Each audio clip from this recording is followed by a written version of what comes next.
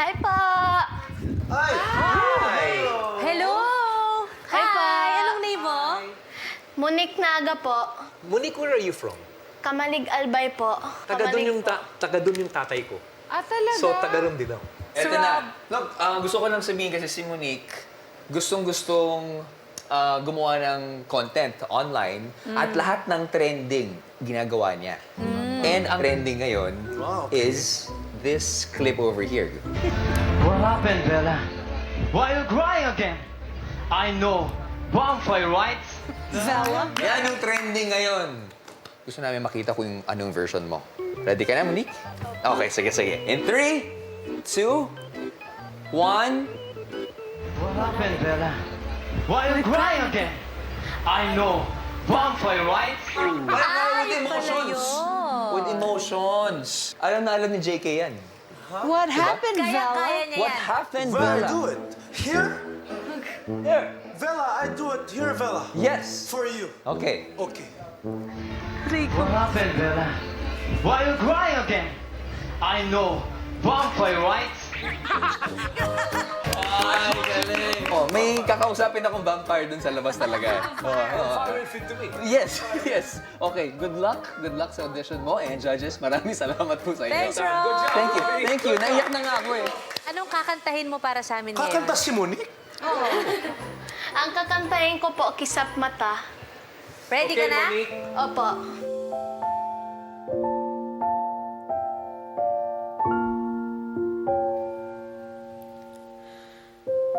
Nitong umaga lang, pagkalambing-lambing ng iyong mga matang hayop kong tumingin.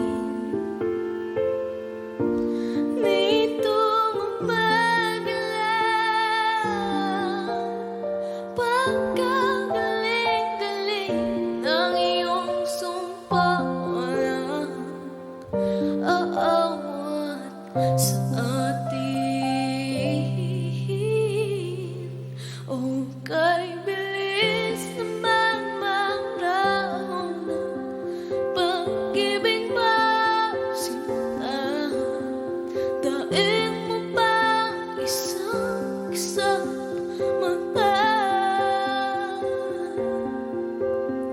Kanina'y nariyan lang ako ba? Bigla na bang nawala? Daig mo bang isang mata?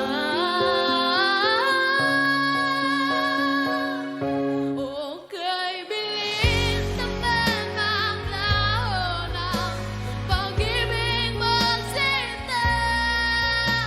Daig mo bang isang mata?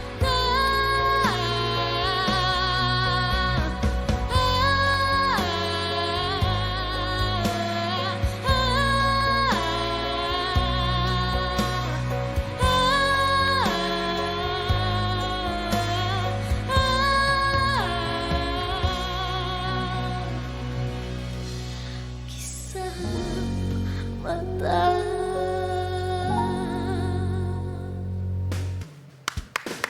Vampire. Vampire! Vampire. Vala! Feeling ko magiging trending to. Performance na yan. Alam mo, hindi ko in-expect na pwede pa palang mas gumanda yung song na yan. At lalo, babae ang gumawa ng version. At siguro, ang pinaka-ma-advise ko lang sa'yo, mas i-practice mo pa, Monique, yung tamang breathing. Kasi minsan parang naririnig ko na medyo kinakapos ka dun sa ibang part. So, yun lang. Okay, thank you po. Gustong-gusto ko yung part na mahina ang boses mo. Okay? Kasi purong-puro talaga yung boses mo. Nung medyo dumating ka na dun sa pinaka-climax ng kanta, okay, meron akong susubukan dito. Reg, can I ask a favor? Can you sustain that note? Okay.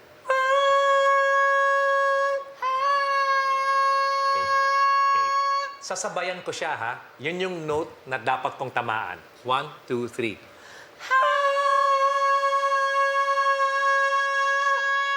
Yan, nasa note yan. Ito, yung ibig sabihin namin, pag sinasabi namin hindi tumama, Kasi kahit konting, pag lumihis ng konti doon, naririnig namin eh. Gagawin namin uli yung note na yon, pero lilihis ako ng konti, ha?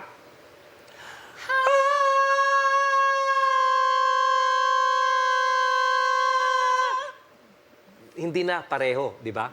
So minsan katunog ng actual note, pero hindi eksakto yun. At sa mga nakikinig at medyo familiar na sila dun sa kanta na yun, maririnig din nila yun eh. Alam mo, importante na naiintindihan namin kung ano yung kinakanta mo. Kasi bawat kanta, may story. Especially pag Tagalog, I feel like medyo parang nakakain mo yung mga words. So you just need to enunciate. Para mas maintindihan namin, parating mo sa amin yung mensahe ng kanta. Pag sinabing singing competition, nagkakaroon ng parang natural categorization. Yung mga kiddie hopefuls on how they should sing. Right? Parang nagkakaroon kasi ng, you know all about this, the stereotype, quote-unquote, of what a singing competition should be. How you should perform at a singing competition. Right? Dapat ganito, dapat ganyan. Dapat ito, dapat ganyan, dapat... But I really like it and I like being surprised when may mga kiddie hopefuls na dumarating dyan at nagbibigay ng something unconventional. Something na iba. Ibang atake, ibang timpla. And I want to see more of that in the next round. So...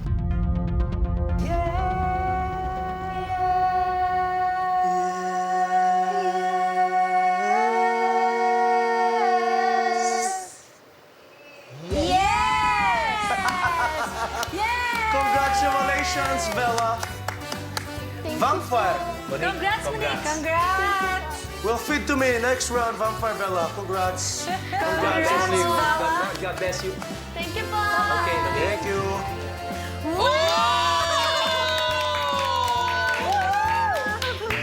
What happened? Pinusuan ng judges ang audition ni Monique. Ano naman kaya ang pauso niya sa next round?